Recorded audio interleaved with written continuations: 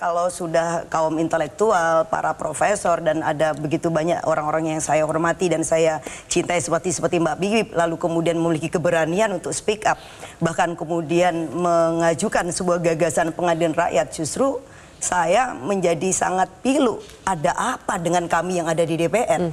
Apakah lembaga demokrasi ini berfungsi apa enggak gitu loh, ya kan?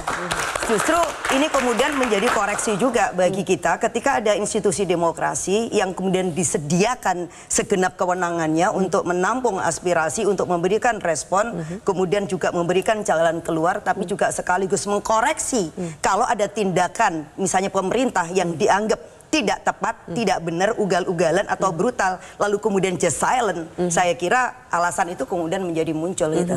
Jadi bagi saya bukan soal perlu tidak perlu. Yang pertama justru yang harus dipertanyakan, DPR ini tidur apa enggak gitu. Jadi sehingga kemudian introspeksi ya. Iya betul. Karena rakyat itu gini, ini kan sudah dalam kondisi ini nggak bisa didiemin nih gitu ya. Nah maka saya kemudian menangkap ada dua hal. Yang pertama bahwa keadaan demokrasi kita memang sedang tidak baik-baik saja.